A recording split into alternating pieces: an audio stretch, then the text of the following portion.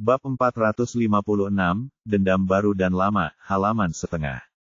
Rose merasa sangat menyesal karena melarikan diri dari Han Bing, bukan karena dia merasa telah lolos dari iblis wanita dengan banyak kejahatan, tapi karena dia menyesal tidak bisa bertanya kepada Rose tentang siapa pembunuh mesum sebenarnya. Jadi dia harus menaruh semua harapannya pada para gangster yang ditangkap ini. Tidak ada yang menghasut kami, kami mengenali orang yang salah. Gangster laki-laki itu ragu-ragu. Ya, maaf, orang yang kami cari pada awalnya bukanlah kamu. Dia tidak berkata apa-apa. Setelah itu, langsung berubah menjadi jeritan melolong, karena tanpa ampun Han Bing menginjak kakinya yang patah. Seluruh wajah gangster laki-laki itu menjadi pucat. Dia menutupi kakinya yang patah dan seluruh tubuhnya gemetar.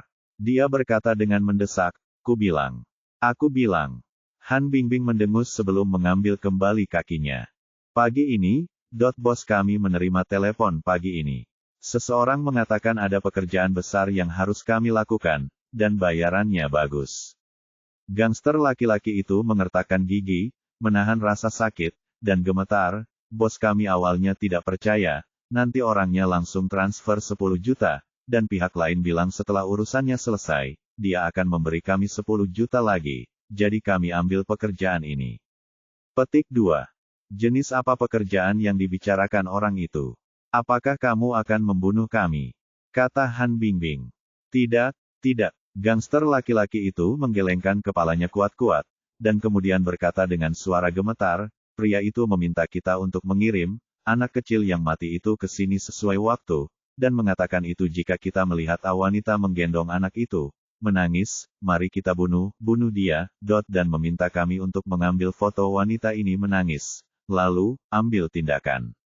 Inilah sebabnya mereka tidak mengambil tindakan pada awalnya, karena mereka setelah menerima pesanan, Rose harus merasakan sakitnya kehilangan orang yang dicintainya terlebih dahulu. Ekspresi Lin Yu dan Han Bing tidak bisa membantu tetapi berubah sedikit, mereka dikejutkan lagi oleh hati kejam dari pembunuh mesum ini. Siapa orang yang menghubungimu? Han bertanya dengan dingin. Aku tidak tahu tentang ini. Gangster laki-laki itu menggelengkan kepalanya, bos kitalah yang menghubunginya. Bagaimana dengan bosmu? Dia mati, dia tertembak olehmu barusan. Pria itu dengan takut-takut menunjuk ke arah dua pria yang tertembak mati di samping Fan. Wajah Han Bing menjadi dingin ketika mendengar ini. Lalu dia berkata dengan tegas, kamu belum pernah mendengar bosmu menyebutkan siapa orang di telepon itu. Tidak. Gangster laki-laki itu melihat keganasan Han Bing dan tubuhnya. Tiba-tiba Lin Yu berpikir sejenak setelah mendengar ini, lalu menoleh ke Han Bing dan berkata, dia seharusnya tidak berbohong. Sepertinya ini gaya orang itu. Saat menyesuaikan plakat giok sebelumnya, pembunuh mesum ini bahkan tidak melakukannya muncul secara langsung, dan juga menemukan seseorang. Han Bing mengangguk. Faktanya, dia sudah menduga bahwa mungkin tidak ada informasi berguna dari antek-antek ini. Kemudian Han Bing meminta dua orang bawahannya untuk menginterogasi orang-orang tersebut. Setelah mengetahui bahwa mereka adalah sekelompok pembunuh antar provinsi, dia langsung menyerahkan mereka ke Badan Keamanan Publik. Sedangkan untuk jenazah Xiaozi, setelah dokter forensik datang dan memastikannya, tidak perlu mengawetkannya. Jadi dengan persetujuan Dekan Gong, Lin Yu membantu mereka mengkremasi Xiaozi dan menguburkannya. Dekan Gong menangis begitu keras hingga dia kehabisan napas. Lagi pula, baginya, setiap anak di panti asuhan adalah anaknya, dan karena Suir, perasaannya terhadap Xiaozi sangat istimewa, dan dia merasa kasihan padanya. Setelah Xiaozi dimakamkan, Lin Yu tidak pergi dengan tergesa-gesa, dia membeli karangan bunga dan berdiri di depan kuburan dan menunggu lama, tetapi dia tidak pernah melihat mawar itu. Mungkin bagi bunga mawar, formalisme tersebut tidak ada artinya sama sekali. Lin Yu juga bisa menebak motif Rose melarikan diri. Dia sendiri ingin membalas dendam pada orang cabul itu, tapi sekarang dia terluka parah, dia mungkin akan mati saja. Tetapi mengetahui bahwa dia akan mati, dia pasti tidak akan menoleh ke belakang. Lin Yu tahu bahwa Rose sudah mati saat dia melihat tubuh Xiaozi. Lin Yu melihat wajah tersenyum Xiaozi di foto hitam putih di batu nisan, dan tidak bisa tidak berpikir bahwa mungkin dia tidak akan pernah melihatnya lagi mulai sekarang. Terkadang hidup adalah sebuah lelucon, dan akhir yang Anda nantikan tidak pernah memuaskan.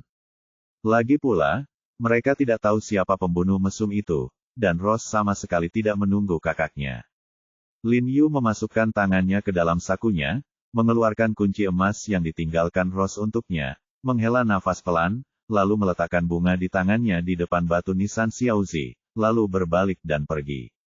Begitu Lin Yu dan Bu Cheng kembali ke pusat medis, mereka melihat dua mobil hitam diparkir di luar pusat medis. Pada saat yang sama, ada beberapa pria berpakaian hitam berdiri di depan mobil segera mendatangi mereka. "Siapa kamu?" Wajah Bu Cheng menjadi dingin, dan dia segera berdiri di depan orang-orang ini dan bertanya dengan suara dingin penuh kewaspadaan. "Jangan gugup, kami tidak bermusuhan. Kami di sini khusus untuk mengundang Tuan He."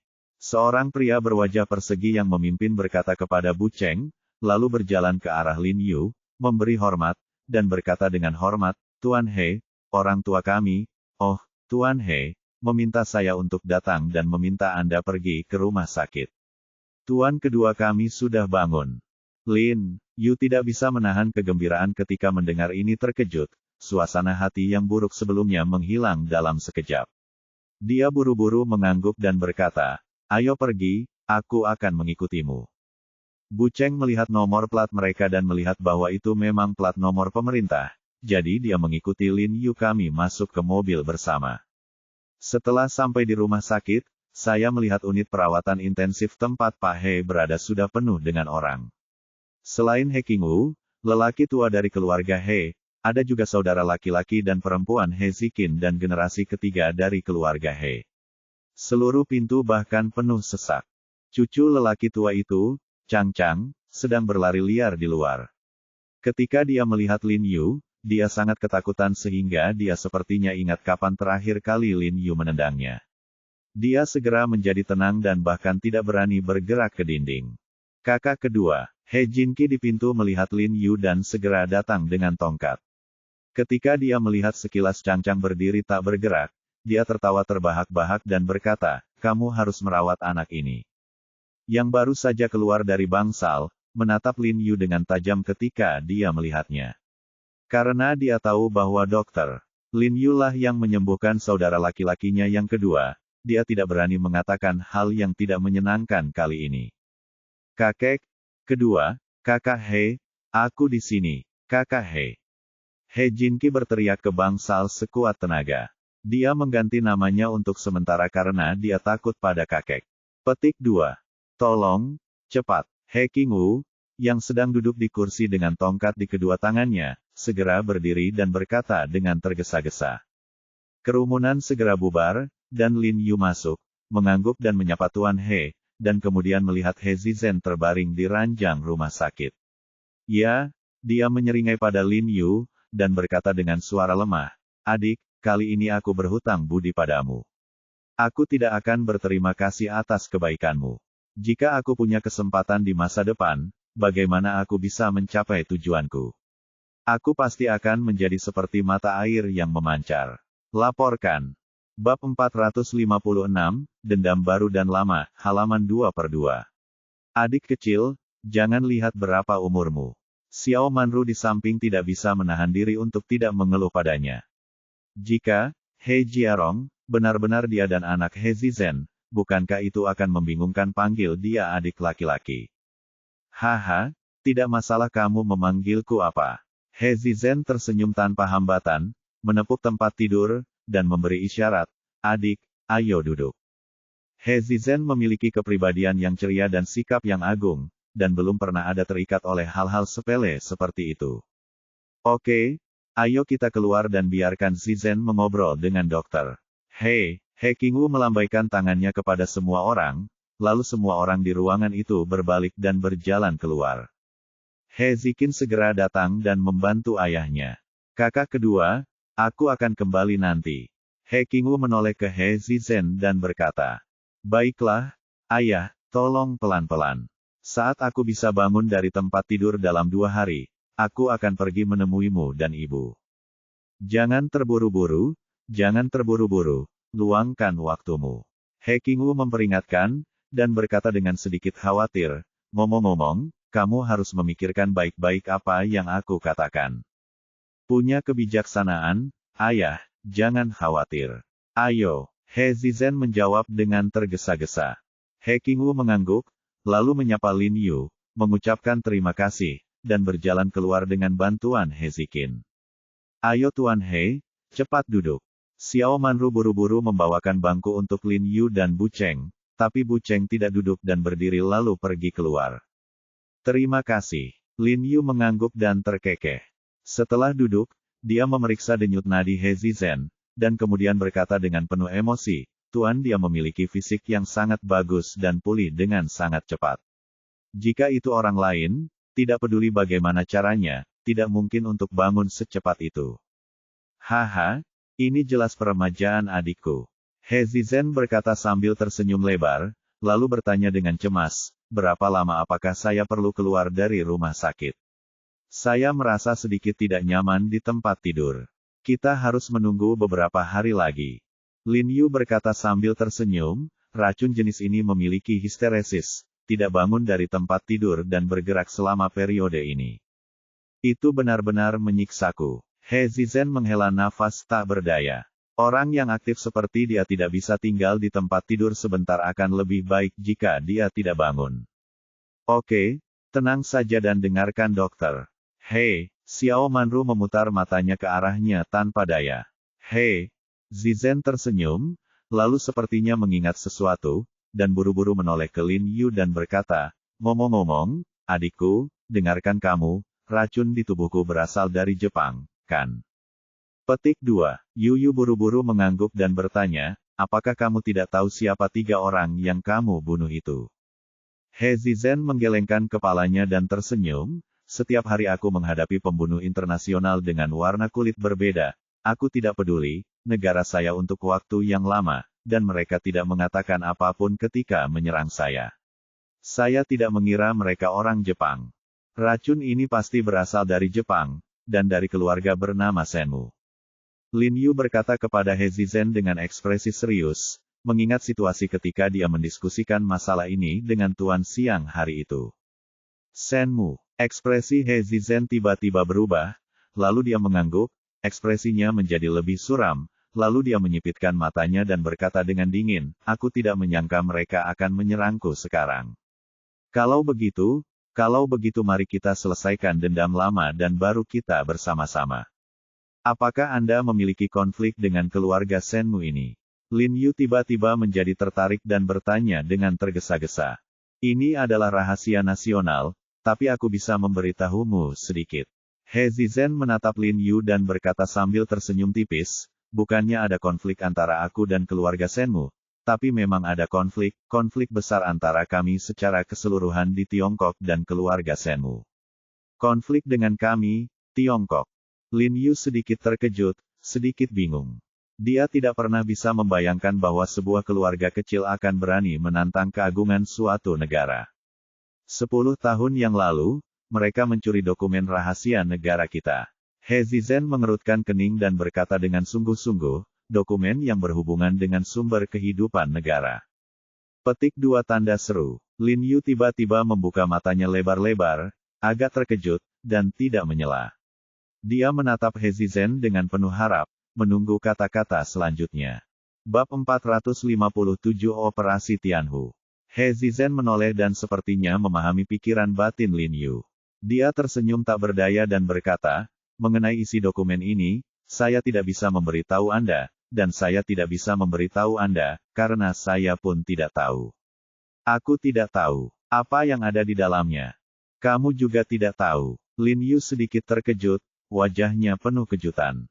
Ya, itu tidak dapat diakses oleh saya pada level saya.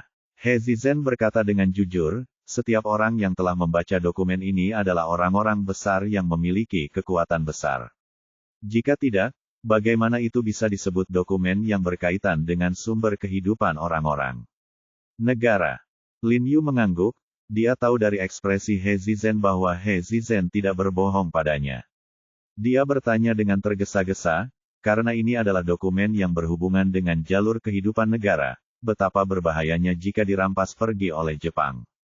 Jadi, kita tentu saja kita tidak bisa membiarkan dokumen yang berkaitan dengan sumber kehidupan negara kita mengalir ke tangan pemerintah Jepang. He Zizen mengangguk. Ketika atasan mengetahui berita itu, mereka segera memilih sebuah kelompok anggota pasukan khusus yang sangat terampil untuk membentuk sebuah tim. Dengan nama sandi Operasi Harimau pergi mengejar dan mencegat sekelompok orang ini untuk merebut dokumen tersebut negara. Mereka menangkap orang Jepang yang mencuri dokumen tersebut. Semua orang dimusnahkan, tetapi yang aneh adalah orang-orang dari tim aksi tidak menemukan dokumen tersebut dari Jepang. Tidak ditemukan. Lin Yu tampak terkejut dan buru-buru mendengar. Berkata, kemana perginya dokumen itu? Mungkinkah mereka tidak mencurinya? Tanda seru petik 2, dan mereka tidak melakukan kontak dengan orang lain selama proses tersebut, tetapi karena jika mereka tidak membawanya, kemungkinan besar orang-orang ini mengetahui ada yang tidak beres saat mereka dikejar, jadi mereka menyembunyikan dokumennya. He Zizen mengerutkan kening dan berkata, tetapi mengenai di mana mereka disembunyikan, tidak ada yang tahu, karena kelompok orang yang mencuri dokumen tersebut semuanya telah meninggal, sehingga hingga saat ini, keberadaan dokumen tersebut masih belum diketahui. Abdan telah mengirim orang untuk mencarinya selama 10 tahun, tetapi sampai sekarang, tidak ada yang ditemukan. Dia tidak bisa tidak menemukannya. Dia menggelengkan kepalanya dengan penyesalan dan menghela nafas, lalu berkata dengan sedikit lega, tapi meskipun kita tidak dapat menemukannya, untungnya untuk saat ini belum ditemukan oleh negara lain. Lin Yu mengangguk dengan sungguh-sungguh, merasa cemas ketika mendengar ini.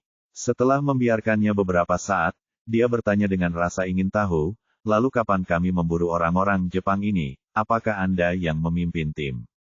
Tidak. He Zizen menggelengkan kepalanya dan tersenyum, dan berkata dengan sangat murah hati, itu adalah tim yang lebih kuat dari saya. Seseorang dengan lebih banyak kemampuan dan pengalaman akan memimpin tim. Dan saya sangat mengagumi orang ini. Anda berbicara tentang Dewa Perang Siang Nantian. Lin Yu langsung bereaksi Tiongkok yang dapat mengagumi He Zizen yang terkenal dan guru kedua adalah Dewa Perang Siang Nantian. Selain itu, simpul yang He Erye sebutkan 10 tahun lalu sangat bertepatan dengan cedera Siang Nantian 10 tahun lalu. Kamu benar-benar mengenal Siang Nantian. He Zizen tampak bahagia ketika mendengar ini, dan memandang Lin Yu dengan sedikit terkejut, dengan sedikit apresiasi dalam ekspresinya. Tentu saja, siapa yang tidak tahu tentang orang terkenal di Tiongkok? Lin Yu tersenyum dan berkata, lagi pula, saya juga dari tentara. Di Departemen Intelijen Militer. He Zizen langsung tertawa, dan kemudian ekspresinya tiba-tiba menjadi gelap, dan dia menghela nafas. Sayang sekali pahlawan yang jujur seperti itu tidak mati dalam pertempuran pada akhirnya, tetapi mati di tangan seorang pengkhianat. Petik 2. Jadi, Siang Nantian juga mati di tangan keluarga Senmu. Lin Yu bertanya dengan berpura-pura tidak tahu. Faktanya, Siang Lao terakhir kali mengatakan bahwa luka di dada Siang Lao disebabkan oleh luka tembak. Kamiki Koji menikamnya, tetapi Siang Lao tidak memberitahukan alasan spesifiknya saat itu. Benar, He Zizen mengangguk dengan sungguh-sungguh, kelompok orang yang dibunuh oleh Dewa Perang semuanya adalah elit organisasi Senmu.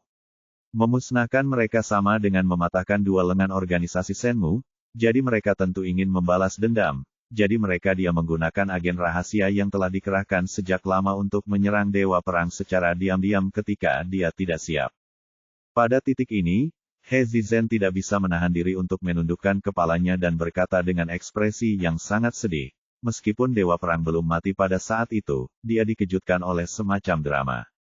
Dia diracuni dan tidak dapat disembuhkan bahkan setelah dia diangkut kembali ke Tiongkok. Dikatakan bahwa dia juga diracuni oleh jenis racun yang sama seperti milikku. Senang sekali bisa bertemu dengan dokter ajaib sepertimu, adikku. Kami Tiongkok tidak akan kehilangan pahlawan yang tak tertandingi dengan sia-sia. He Zizen merasa tertekan dan menghela nafas dalam-dalam. Terlihat bahwa dia sangat menghormati Siang Nantian, Dewa Perang, dan dia juga meragukan perasaannya yang besar. Bagaimanapun, Siang Nantian juga dia adalah setengah tuannya. Lin Yu hanya bisa tersenyum pahit saat melihat adegan ini. Dia benar-benar tidak menyangka bahkan orang setingkat He Zizhen pun tidak tahu bahwa Dewa Perang masih hidup. Dia melihat penampilan He Zizhen yang terluka dan ingin memberitahunya bahwa Dewa Perang tidak hanya mati, tetapi dia juga telah menyembuhkannya. Jika tidak terjadi apa-apa, dia akan dapat berdiri lagi dalam beberapa hari. Namun, Lin Yu menahannya pada akhirnya dan tidak memberitahunya. Bagaimanapun, masalah ini terlalu rahasia. Dia tidak bisa memberitahu siapapun sesuka hati. Dia hanya bisa menahannya dan tidak mengatakan apa-apa, mengerutkan kening, menghela nafas bersama He Zizhen, berpura-pura untuk meminta maaf. Namun, diperkirakan masalah ini tidak bisa disembunyikan lama-lama. Lin Yu percaya bahwa ketika Xiang Lao berdiri dan mencapai puncak kekuatannya, itulah saatnya sang pahlawan kembali. Oke, berhentilah membicarakan hal ini. Kamu berbicara tentang negaramu dan dunia sepanjang hari. Menurutku kamu dilahirkan untuk negara. Xiao Manru di samping dengan enggan mengeluh kepada He Zizhen, dan kemudian memotongnya menjadi bentuk. Dia menyerahkan apel itu kepada Lin Yu dan berkata dengan penuh kasih, "Ayo, Jiarong, makanlah buah." Lin Yu segera mengucapkan terima kasih dan mengambilnya. Sebuah negara, tanpa negara, tidak ada keluarga. He Zizhen membusungkan dadanya dan berkata dengan bangga, setiap orang bertanggung jawab atas naik turunnya negara. Seorang pria harus melakukan sesuatu yang baik dan mengabdi pada negara dengan kesetiaan. Dia dibersihkan dari ujung kepala sampai ujung kaki. Dengan semangat kepahlawanan, Lin Yu sangat mengagumi ini. Jika kata-kata ini diucapkan oleh orang lain, itu akan tampak dibuat-buat dan kosong, tetapi dalam kata-kata He Zizhen, itu tampak alami, seolah-olah ambisi dan semangat kepahlawanannya telah dituangkan ke dalam darahnya. Oke, berhenti bicara yang tidak masuk akal, bagaimana dengan, aku hanya perlu bertanya pada Tuan He tentang itu. Xiao Manru terbatuk dan berkata. Wajah He Zizhen terkejut. Saat mendengar ini, dia sepertinya tahu apa yang dikatakan istrinya. Lalu dia segera mengangguk dan berkata dengan tergesa-gesa, ya, bisnis itu penting. Kamu bertanya.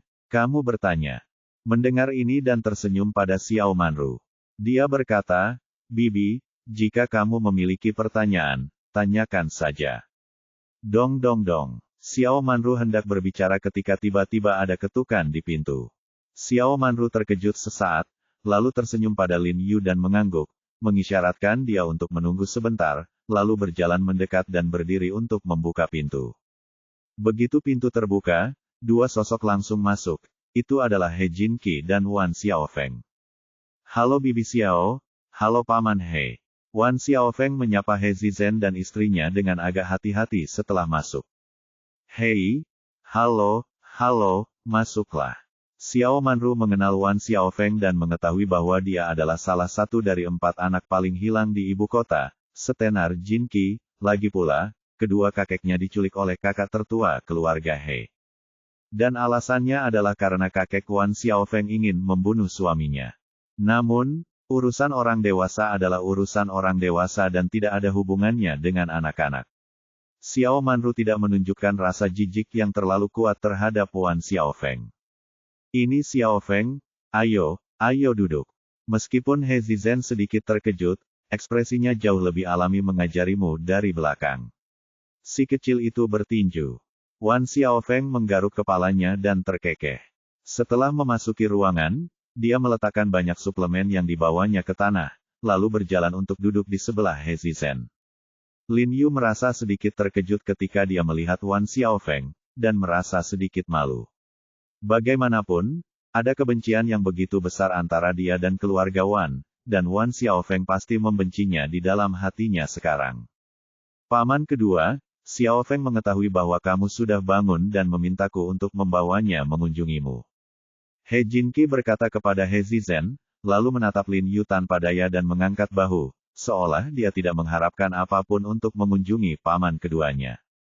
Paman He, aku merasa lega melihatmu pulih dengan baik. Wan Xiaofeng tersenyum dan berkata dengan lega. Sungguh merepotkan bagimu untuk datang ke sini menemuiku. Paman He, aku harus meminta maaf kepadamu. Aku dengan sungguh-sungguh meminta maaf kepadamu atas perbuatan kakek dan kakek keduaku. Wan Xiaofeng tiba-tiba tampak sedih. Saat dia berbicara, dia segera berdiri dan membungkuk kepada He Zizhen, suaranya tercekat terisak. Dia berkata, aku tahu apa yang mereka lakukan itu salah dan tidak bisa dimaafkan, tapi aku masih berharap kamu bisa memaafkan mereka. He Zizhen sedikit terkejut, dan menatap istrinya, tetapi tidak berbicara, karena dia tidak tahu harus berbuat apa katakan apa. Adapun fakta bahwa keluarga Wan dengan sengaja meracuni Lin Yu dan hampir membunuhnya, He Zizhen telah mendengarnya dari istrinya. Melihat penampilan Wan Xiaofeng, dia menduga Wan Xiaofeng mungkin ada di sini untuk membela kedua kakeknya. Paman He, jangan salah paham. Aku di sini bukan untuk memohon kedua kakekku. Aku tahu tidak ada gunanya meskipun aku memohon. Melihat He Zizhen tidak berbicara, Wan Xiaofeng mengangkat kepalanya dan tersenyum sayangnya. Anakku, ada beberapa hal yang bukan tentang meminta belas kasihan. Bahkan jika aku tidak peduli dengan kakekmu, ada hukum di atas kebaikan manusia. Saya tahu, mereka harus menanggung akibat atas perbuatan mereka. Saya hanya ingin meminta maaf kepada Anda. Kemudian dia tiba-tiba menoleh, membungkuk dalam-dalam kepada Lin Yu, dan masih terisak-isak, Tuan He, atas nama kedua kakek saya juga dengan sungguh-sungguh meminta maaf kepada Anda. Atas kerugian yang telah mereka lakukan, saya mohon kepada Anda untuk maafkan aku atas apa yang terjadi padamu. Lin Yu tiba-tiba terkejut, wajahnya penuh keterkejutan. Jelas sekali bahwa tindakan Wan Xiaofeng jauh melebihi ekspektasinya. Dia benar-benar meminta maaf dan tunduk pada musuh besar yang menyebabkan kehancuran keluarga mereka. Bab 458, tes garis ayah lagi. He Jinqi di samping terkejut, tetapi segera sedikit kelegaan muncul di wajahnya. Dia tersenyum pada Wan Xiaofeng dan berkata, Xiaofeng, senang sekali kamu bisa mengerti. Masalah antara kakekmu dan orang tuamu sudah selesai, tidak ada hubungannya denganmu. Tidak masalah, kamu akan tetap menjadi saudara baikku, He Jinqi. Tanyakan saja apakah kamu ada urusan. Aku yakin kakak keduaku pasti tidak akan marah padamu karena orang yang lebih tua, benar, saudara kedua. He Jinqi menoleh ke Lin Yu sambil tersenyum. Dia dan Wan Xiaofeng tumbuh bersama dan tahu bahwa Wan Xiaofeng memiliki hati yang baik. Lin Yu mengangguk dan tersenyum, dan berkata, ya, Xiaofeng, kamu adalah kamu, dan kakekmu adalah kakekmu. Biarkan dia membiarkan masa lalu berlalu. Mulai sekarang, kamu akan tetap menjadi saudara baik Jinqi, jadi tentu saja kamu akan menjadi saudara baik Jinqi, temanku. Jika terjadi sesuatu, katakan saja. Terima kasih, Tuan He, terima kasih, Tuan He. Wan Xiaofeng berkata penuh terima kasih dengan kepala menunduk, suaranya dipenuhi air mata, dan matanya penuh air mata. Lihat kamu nak. Kenapa kamu menangis? Bukankah aku sudah memberitahumu bahwa urusan orang dewasa tidak ada hubungannya denganmu? Kami semua memaafkanmu. Oke, berhentilah menangis. Dia merasa patah hati ketika melihat adegan ini. Mau tak mau dia melunak, dan segera datang untuk menghibur Wan Xiaofeng. Terima kasih, Bibi, terima kasih, Paman, terima kasih, Tuan He. Wan Xiaofeng berkata dengan berlinang air mata, keluarga Wan kami telah melakukan begitu banyak kesalahan di masa lalu. Sungguh menyenangkan bisa dimaafkan olehnya, kamu. Kalau begitu aku dan kakakku juga akan melakukan hal yang sama di masa depan. Kamu bisa merasa nyaman. Nada suaranya sangat tulus, dengan rasa penyesalan yang kuat dalam suaranya. Tampaknya jika dia sudah mengetahuinya sebelumnya, dia akan menghentikan kakeknya melakukan hal yang salah tanpa ragu-ragu. Oke, Xiaofeng, sekarang semuanya sudah selesai, jangan terlalu memikirkannya. Kamu harus belajar dari ini dan menantikan segalanya. Mulai sekarang, kamu dan kakakmu akan menjalankan keluarga Wan dengan baik dan membantu Wan keluarga mendapatkan kembali kejayaannya. Xiao Manru menghiburnya. Terima kasih Bibi, aku pergi dulu. Wan Xiaofeng menyeka air mata di wajahnya, lalu membungkuk kepada He Zizhen dan Lin Yu lagi, berbalik dan berjalan keluar. Paman kedua, Bibi kedua, Aku akan pergi juga. He Jinki menyapa dan buru-buru keluar dengan kruk. Aduh, dia juga anak yang malang. Xiao Manru hanya bisa menghela nafas sambil melihat punggung Wan Xiaofeng. He Zizen tersenyum sambil berpikir dan tidak berkata apa-apa. Lin Yu tidak bisa menahan diri untuk tidak menggelengkan kepalanya dan tersenyum pahit, sepertinya sedikit terkejut dengan sikap Wan Xiaofeng. Ngomong-ngomong, ada sesuatu yang serius yang ingin kamu sampaikan kepada dokter. Hei, He Zizen segera mengingatkan kekasihnya. Oh, benar. Xiao Manru buru-buru mengangguk, menatap Lin Yu, dan berkata dengan malu-malu, Tuan He, ini, seperti ini. Dia ragu-ragu untuk waktu yang lama tanpa berkata apa-apa.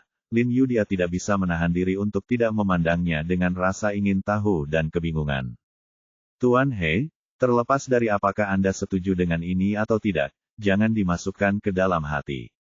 Xiao Manru berkata dengan sedikit khawatir, seolah dia sangat takut. Oh, kenapa kamu malu dengan hal seperti itu? Dokter, He juga seorang pria bermartabat dengan pikiran luas. Bagaimana dia bisa begitu teliti? Biar ku beritahukan padamu. He Zizen menatap istrinya tanpa daya, lalu berbalik dia menoleh ke Lin Yu dan berkata, Dokter. He, itulah yang terjadi. Apakah Anda ingat kapan terakhir kali orang tua kami melakukan tes garis ayah dengan Anda, kan? Tentu saja Anda ingat. Tidak mengerti mengapa mereka tiba-tiba masalah itu diangkat. Tes garis ayah tidak dilakukan dengan jelas terakhir kali, jadi saya dan istri mendiskusikannya dan meminta saya untuk melakukan tes garis ayah baru dengan Anda untuk melihat apa hubungan di antara kami.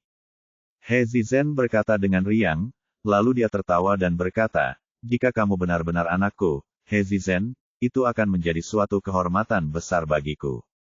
Aku, He Zizen, tidak akan menyesal dalam hidup ini. Jika tidak, tidak masalah. Aku mengenalimu sebagai adikku. Jika sesuatu terjadi di masa depan, kamu bahkan jika kamu membuka mulut, He Zizen akan menembus api dan air tanpa ragu-ragu. He Zizen menepuk dadanya saat dia berbicara, terlihat sangat heroik. Faktanya, dia dan istrinya telah membahas masalah ini sebelumnya dan merasa tidak perlu terburu-buru untuk saat ini dan akan membahasnya nanti. Namun, setelah mengalami hidup dan mati ini, He Zizen menyadari bahwa segala sesuatunya tidak kekal dan ingin mencari tahu hubungan antara dirinya dan He Jiarong sesegera mungkin agar tidak meninggalkan rasa kasihan. Lin Yu juga terpengaruh dengan perkataannya. Dia mengangguk dan tersenyum, baiklah, kalau begitu aku akan melakukannya sesuai keinginanmu dan Bibi. Lakukan saja lagi. Jika aku benar-benar anakmu, maka aku, He Jiarong, juga tahu bagaimana cara hidup. Meskipun bukan itu masalahnya, aku bersedia berjalan-jalan bersamamu dan Bibi Xiao lebih banyak lagi di masa depan. Oke. He Zizen mengangguk penuh semangat, dengan senyuman penuh kegembiraan. Xiao Manru juga tersenyum bahagia ketika mendengar ini, dan berkata dengan gembira, kali ini kita harus menemukan seseorang yang dapat kita percaya untuk membantu kita melakukannya. Saya punya teman yang bekerja di rumah sakit medis. Biarkan dia membantu ujian ketika waktunya tiba. Aku akan melakukannya sekarang. Telepon dia. Xiao Manru sangat senang hingga dia tidak sabar untuk mengeluarkan ponselnya dan menelepon. Bibi Xiao, jangan khawatir. Kami akan menunggu sampai Tuan He pulih. Lin Yu berkata sambil tersenyum, racun di tubuhnya belum dibersihkan. Petik 2. Kembali sadar dan melanjutkan mengangguk. Dia tersenyum meminta maaf, melihat aku sangat bahagia dan bingung, aku melupakannya. Lin Yu tidak bisa menahan perasaan hangat di hatinya ketika dia melihatnya dan hati He Zizen ekspresi bahagia. Jika mereka benar-benar orang tua saudara Jiarong, maka saya akan memiliki dua kerabat dekat lagi di masa depan. Jika saya memenuhi bakti saya kepada saudara Jiarong, maka saya dapat dianggap sebagai saudara yang tepat Jiarong. Setelah keluar dari rumah sakit, Lin Yu bertanya kepada Bu Cheng dengan sedikit kebingungan, apakah kamu melihat sesuatu yang aneh tentang Wan Xiaofeng ketika dia keluar tadi? Aneh? Tidak, dia baru saja masuk untuk meminta maaf padamu, kan? Kenapa? Kamu curiga ada sesuatu yang mencurigakan di sini? Aku hanya ingin tahu. Lin Yu tersenyum sambil berpikir, dia meminta maaf kepada Tuan He.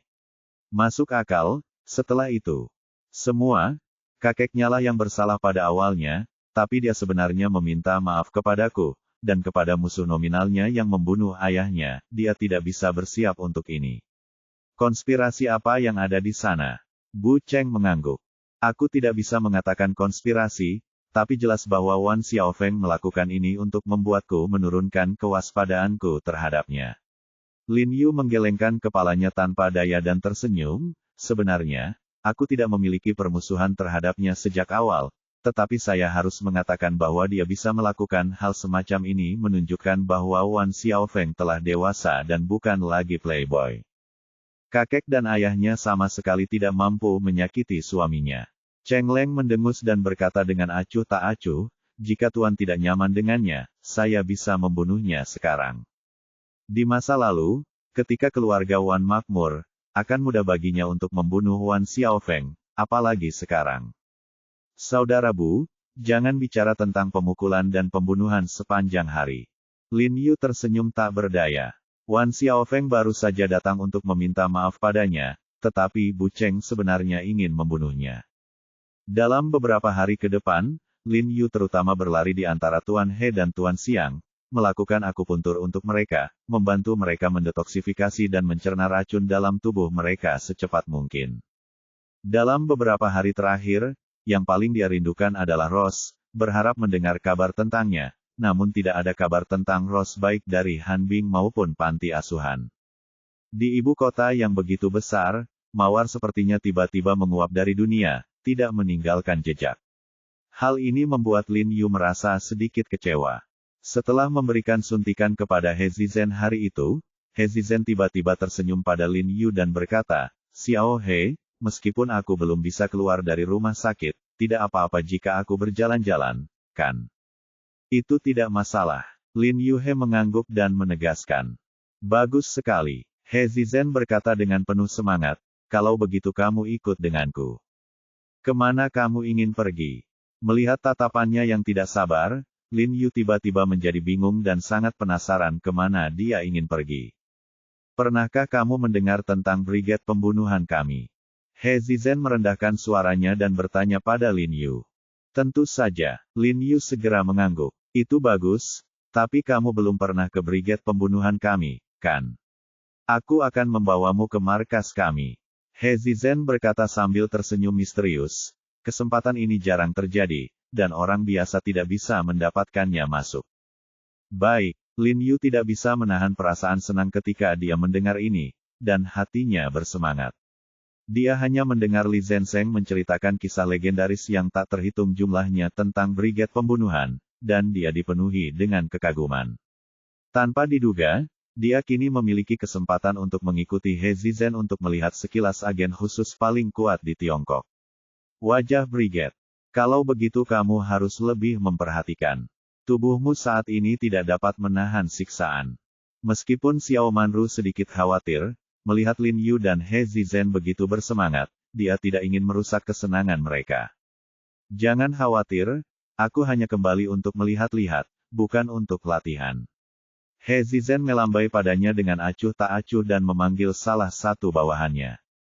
1 jam kemudian, terdengar ketukan di pintu, dan kemudian seorang pemuda berseragam kamuflase dengan wajah terpahat dan kulit gelap bergegas mendekat dan memberi hormat begitu dia masuk, berkata dengan penuh semangat, Ketua. Wakil Kapten Li Changming adalah melapor padamu. Tolong berikan instruksimu. Oke, simpan itu. He Zizhen tersenyum dan melambai padanya.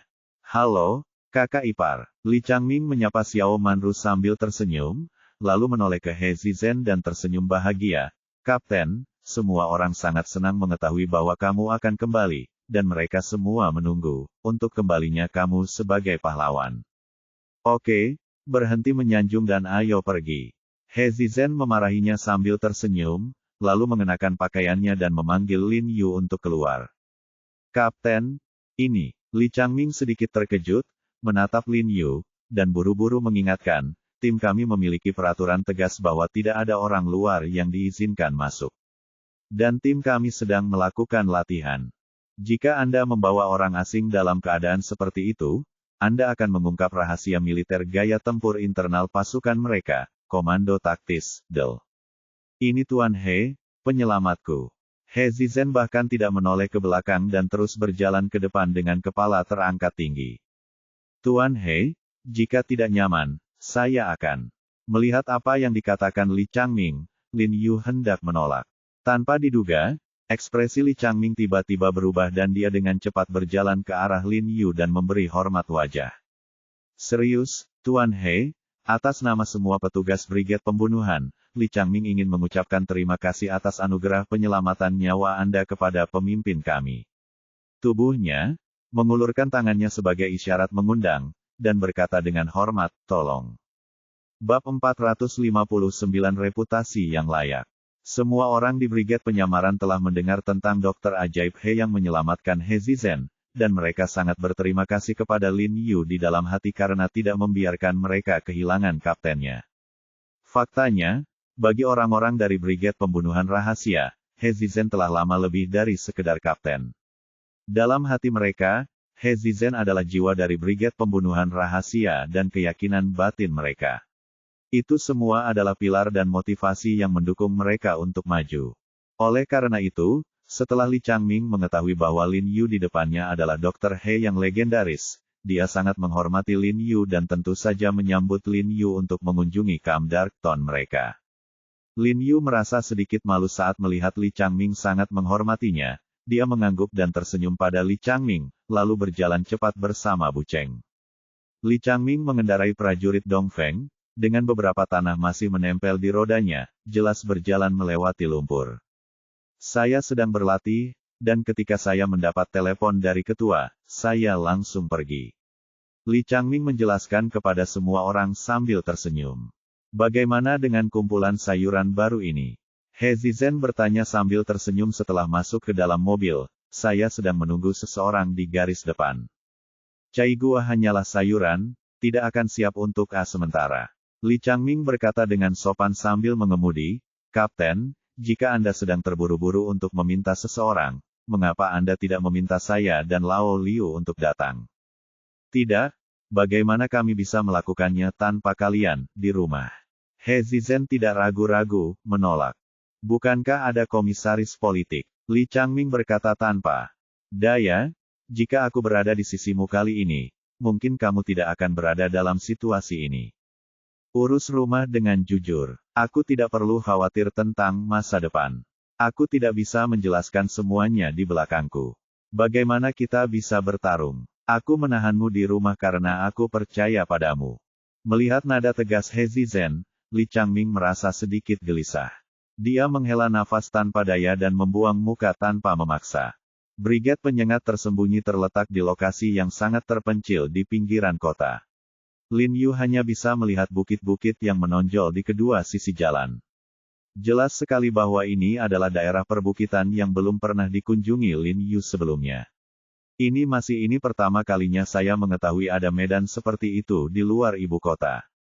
Pangkalan Brigade Pembunuhan tersembunyi terletak jauh di daerah perbukitan ini. Li Changming berbelok ke kiri dan memasuki persimpangan jalan, lalu melaju ke atas bukit. Dia berkendara sejauh beberapa kilometer sebelum dia melihat sosok militer muncul di depannya di pos pemeriksaan. Terdapat penghalang jalan berduri di tengah jalan, dengan 2 pos penjaga di kedua sisinya, dan 4 tentara dengan peluru tajam berdiri di sana. Setelah beberapa tentara melihat mobil Li Changming dari kejauhan, mereka berlari dan menjauhkan penghalang jalan. Kapten, saat ini Lao Liu dan yang lainnya sedang berada di tempat latihan gunung belakang bersama Cai Gua. Jadi mereka tidak akan bisa melewatinya untuk sementara waktu. Pergilah ke tempat komisaris politik untuk minum teh. Kalau sudah selesai, aku akan membawa mereka menemuimu. Li Changming menjelaskan kepada He Zizhen. Tidak, aku tidak ada urusan di kantor. Bawa aku ke tempat latihan. Aku hanya ingin melihat level apa yang dimiliki para pemula ini. Petik 2. Tetapi komisaris politik sudah lama menunggumu di kantor. Li Changming berkata dengan tergesa-gesa. Kalau begitu panggil dia sekarang dan minta dia datang ke tempat latihan untuk mencariku. Dia keluar hari ini hanya untuk mencari udara segar. Jika dia tinggal di kantor lagi, tidak ada bedanya dengan bosan di rumah sakit. Li Changming tidak punya pilihan selain setuju, dan kemudian berkendara langsung ke gunung belakang. Kemudian Lin Yu melihat tempat latihan yang disebutkan Li Changming, dan merasa sedikit terkejut. Diameter tempat latihan ini ribuan meter persegi. Seluruh tempat latihan dilengkapi dengan tembok pembatas, rawa, pembatas air, kayu gelondongan, tangga malas, kawat berduri bertumpuk rendah, gorong-gorong, tabung torpedo dan fasilitas lainnya. Ada sejumlah kendaraan lapis baja yang diparkir di luar tempat latihan, dan di salah satu area terbuka tempat latihan, 7 atau 8 tim berlari ke depan, masing-masing membawa balok kayu tebal seberat ratusan kilogram, berteriak terengah-engah dari waktu ke waktu. 1 atau 2 slogan. Setialah pada tanah air, tantang batasnya, lampaui dirimu sendiri. Masing-masing wajah mereka seperti pisau yang mengiris ayah mereka, dengan ketekunan yang tak tertandingi, dan seluruh tubuh mereka dipenuhi dengan semangat liar dan heroik. Melihat situasi ini, saya khawatir siapapun akan tertular dan darahnya akan mendidih, termasuk Lin Yu. Dia berharap dia bisa segera bergabung dengan tentara dan mengabdi pada Ibu Pertiwi. Pada saat ini, di pangkalan sementara yang dibangun dengan tenda di luar tempat latihan, beberapa pria berseragam kamuflase sedang duduk di atas puing-puing, merokok dan mengobrol. Para prajurit benar-benar berbeda. Li Changming mengemudikan mobilnya langsung ke sisi markas sementara, melompat keluar dari mobil, dan berteriak dengan penuh semangat, "Kapten ada di sini." Ketika orang-orang yang duduk di atas puing-puing mendengar ini, mereka merasa seolah-olah mereka telah menerima tembakan stimulan segera. Mereka melompat dan bergegas dengan tidak sabar. Ketika mereka melihat He Zizhen, mereka saling berteriak dan berkumpul untuk mengajukan pertanyaan dengan penuh semangat. He Zizhen tersenyum, memarahi mereka, dan mengobrol dengan mereka. Lin Yu dapat melihat dari sisi bahwa He Zizhen memiliki hubungan yang tidak dapat didamaikan dengan para instruktur ini, dan mereka mungkin semua adalah bawahannya yang dibawa olehnya secara pribadi. Apakah keduanya? Salah satu instruktur bertanya dengan rasa ingin tahu setelah melihat Lin Yu dan Bu Cheng. Ini adalah Dr. He yang legendaris. Li Changming dengan cepat memperkenalkan Lin Yu kepada beberapa instruktur. Ketika instruktur mendengar ini, ekspresi mereka berubah, dan mereka segera membuang senyuman lucu mereka, berdiri dalam barisan, memberi hormat dengan rapi kepada Lin Yu, berdiri dan berterima kasih padanya, membuat Lin Yu sedikit malu. Mulai sekarang, kita semua adalah bangsa kita sendiri, jangan sopan. Li Changming berkata kepada beberapa instruktur sambil tersenyum. Sayuran ini tampaknya dalam kondisi fisik yang baik. He Zizhen melirik para prajurit di tempat latihan di kejauhan dan berkata dengan nada setuju. Benar, Kapten, sejujurnya, kelompok orang ini adalah kelompok terbaik di antara ribuan orang yang berpartisipasi dalam pelatihan uji coba. Li Changming mengangkat kepalanya tinggi-tinggi dan membual dengan bangga, semua orang adalah yang terbaik. Luar biasa, saya mencoba yang terbaik untuk mencuri banyak dari mereka dari tim Harimau Kalajengking. Oke, berhentilah membual. Instruktur lain datang dan menendangnya, itu bukan urusanmu. Bukan karena tim pembunuh rahasia kami terkenal. Yah, ini hal yang indah, kata He Zizhen dengan tangan di belakang punggungnya. Lin Yu di samping terkejut ketika dia mendengar percakapan mereka, dan tidak bisa menahan diri untuk tidak bertanya, di antara ribuan orang, hanya beberapa orang ini yang dipilih untuk bergabung dengan tim pembunuhan rahasia. Petik 2 tanda seru petik 2. Li Changming tertawa, berkata, begitu banyak orang yang bisa bergabung dengan Brigade Pembunuhan Rahasia, jadi apa yang terjadi dengan Brigade Pembunuhan Rahasia kita? Kali ini hanya ada satu tim, 6 orang. 6 orang. Lin Yu bisa mau tak mau dia terkejut, dengan ekspresi tidak percaya di wajahnya. Di antara ribuan orang, hanya ada 6 orang. Dan tidak diragukan lagi bahwa semua prajurit yang berani mendaftar memiliki 2 keterampilan dan pastinya merupakan unggulan teratas di pasukannya masing-masing. Tapi saya tidak menyangka dalam kasus ini, Brigade Pembunuh hanya memiliki 6 orang. Pantas saja Brigade Pembunuh Rahasia disebut sebagai puncak pasukan khusus. Ia benar-benar pantas mendapatkan reputasinya. Pada saat ini, sebuah kendaraan off-road berwarna hijau militer melaju dengan kecepatan tinggi. Segera setelah kendaraan berhenti, seorang pria parubaya dengan kulit putih berseragam militer melompat keluar dari kendaraan dengan tidak sabar, sangat gembira dan bergegas pergi. Dia datang dan berkata dengan semangat dalam suaranya, "Oh, Lao He, aku telah melihatmu.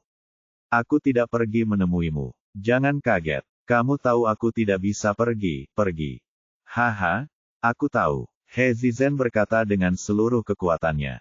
Dia menepuk bahu pria itu dan berkata dengan penuh semangat, "Zhao Tua, aku sudah berada di sini selama beberapa tahun terakhir, terima kasih atas kerja kerasmu.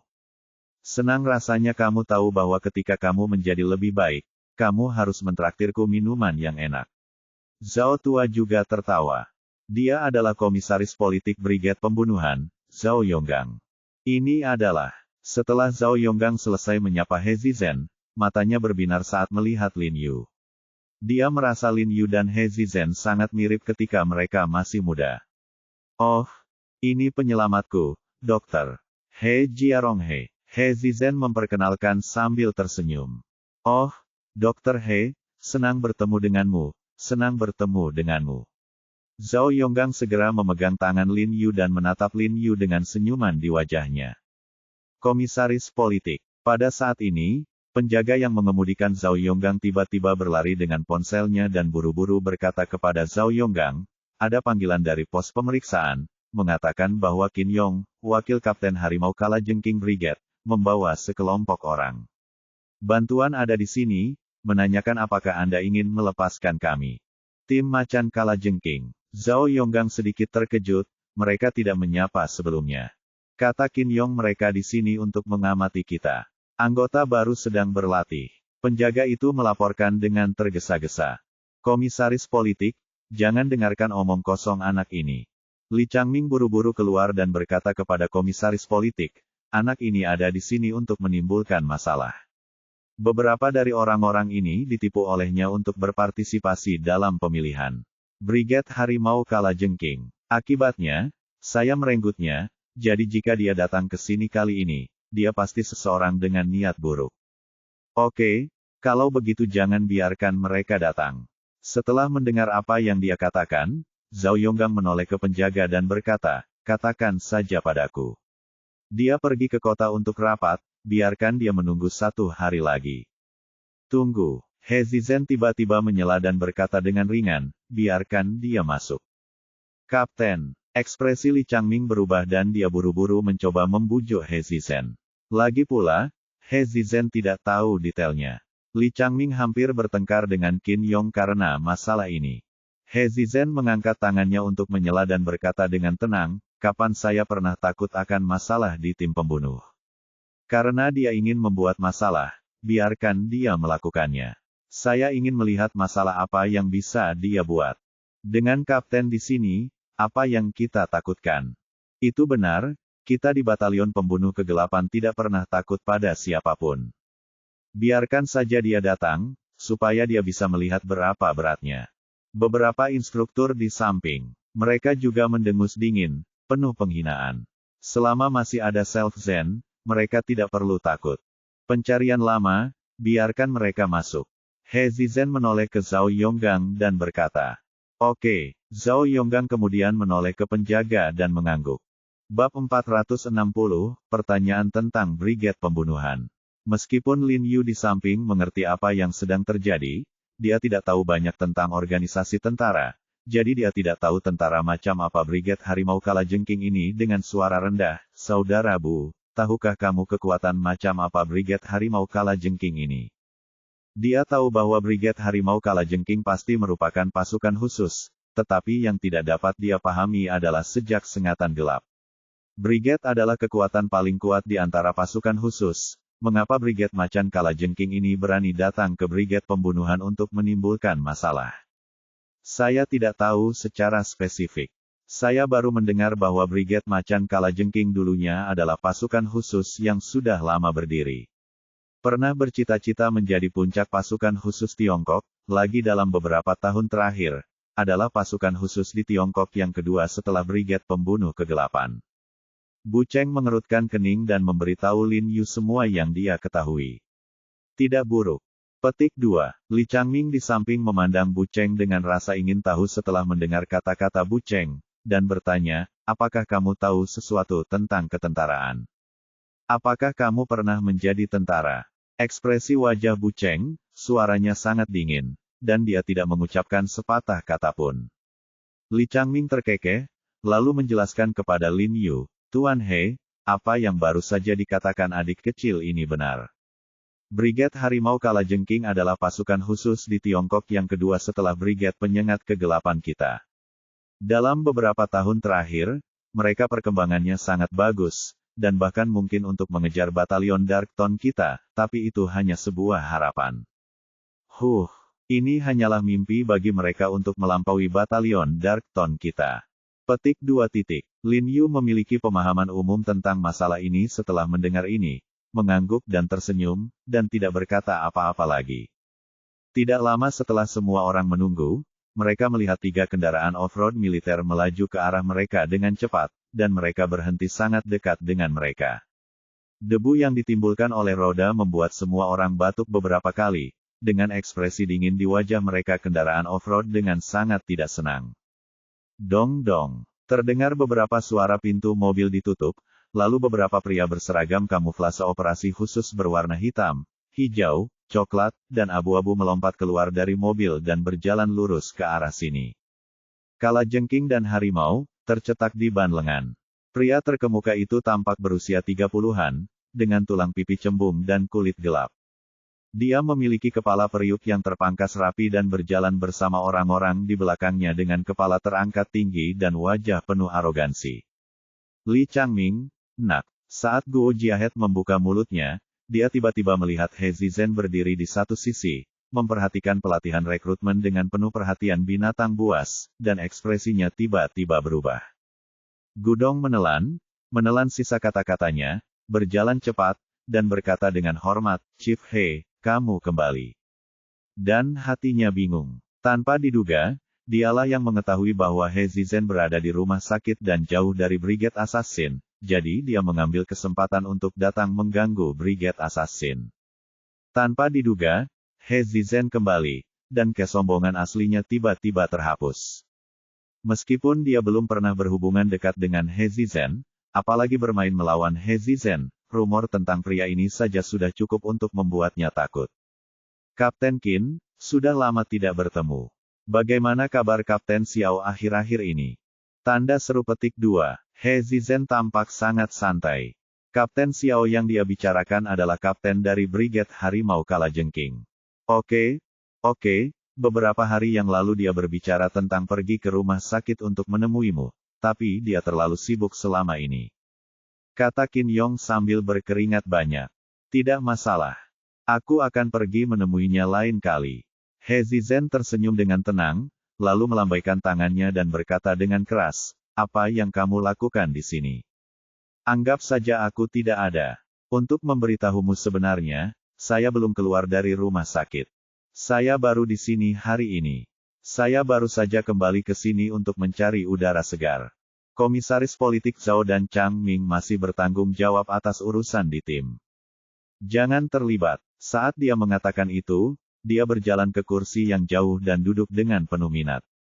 Melihat ke lapangan, ada beberapa instruktur yang melatih anggota baru. Oke. Qin Yong segera mengangguk kepada He Zizhen, tiba-tiba merasa lega. Ternyata He Zizhen belum keluar dari rumah sakit.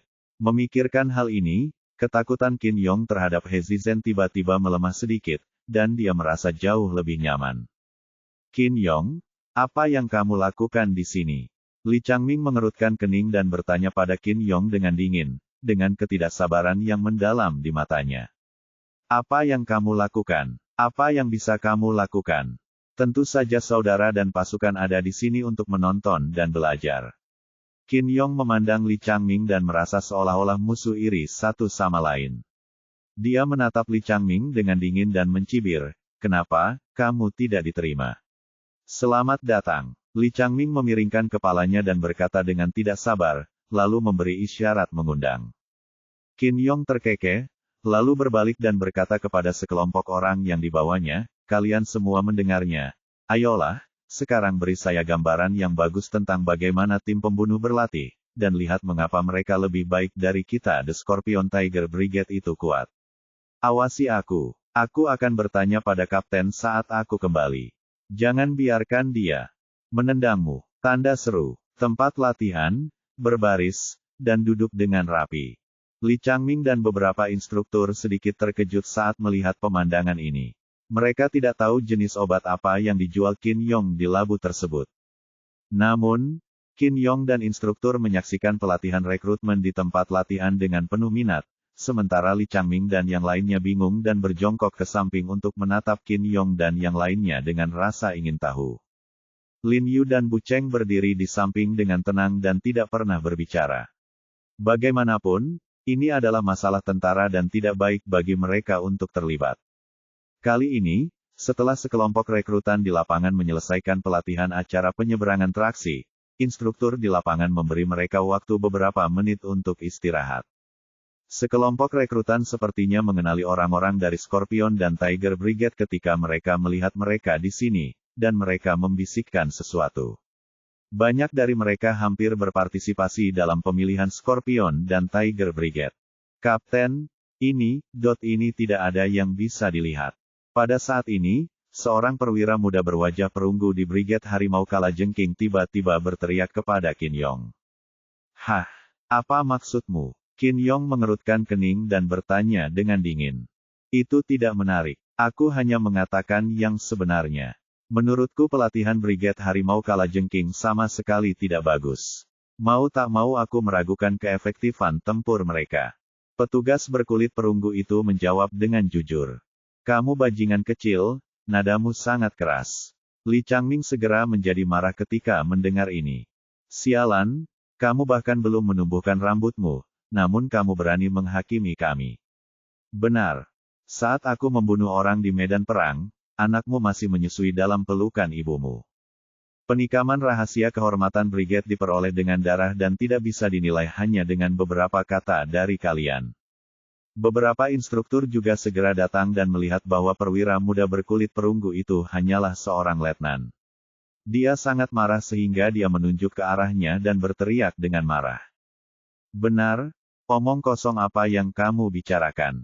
Qin Yong juga berpura-pura marah, berjalan mendekat dan menendang bawahannya, dan berteriak dengan marah, Brigade pembunuh rahasia terkenal di pasukan kita, semua orang tahu tidak ada yang tahu. Kamu bisa mempertanyakannya sesuka hati. Kapten, sejujurnya, saya setuju dengan apa yang dikatakan Liao Xi. Mereka mengatakan bahwa tim pembunuh sangat bagus, tetapi ketika saya melihat mereka berlatih, itu saja. Benar, Kapten, kami tidak melakukannya, tidak mengatakan apa-apa, jadi curiga saja tidak cukup. Ya, reputasi adalah reputasi, tetapi reputasi tidak dapat sepenuhnya mewakili kekuatan. Di masa lalu, Brigade Macan Kalajengking kita masih menjadi yang teratas di antara pasukan khusus. Beberapa petugas Brigade Harimau Kalajengking juga mulai berbicara satu sama lain. Kentut, diam. Qin Yong memarahi mereka, lalu berjalan mendekat dan menendang mereka beberapa kali, sambil tidak lupa diam-diam mengamati ekspresi wajah Li Changming.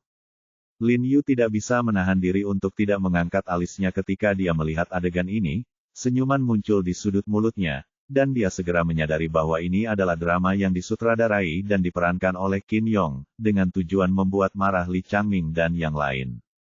Tapi apa yang Lin Yu tidak tahu adalah apa gunanya Qin Yong setelah dia membuat marah Li Changming dan yang lainnya. Jadi dia dengan sabar terus menonton. Bagaimana mungkin Li Changming dan yang lainnya tidak marah ketika mereka mendengar apa yang dikatakan para petugas ini? Beritahu Anda kekuatan Brigade Pembunuh Kegelapan kami. Petik 2. Keluar saja dan bertarunglah jika Anda tidak yakin, dan Anda tidak akan pernah berani mengatakan tidak ke Dark Assassin Brigade lagi. Beberapa instruktur lainnya juga berdiri dan berteriak dengan marah. Oke, aku akan melawan mereka. Pada saat ini, perwira muda berkulit perunggu dari Brigade Harimau Kalajengking bernama Liao Xi berdiri. Persetan, kembali ke sini. Apakah kamu lawanku? Qin Yong segera menendangnya kembali. Tunggu sebentar, Qin Yong, biarkan anak ini keluar, dan aku akan melawannya. Li Changming segera meraih Qin Yong, menunjuk ke arah Liao Zi dan berkata dengan marah.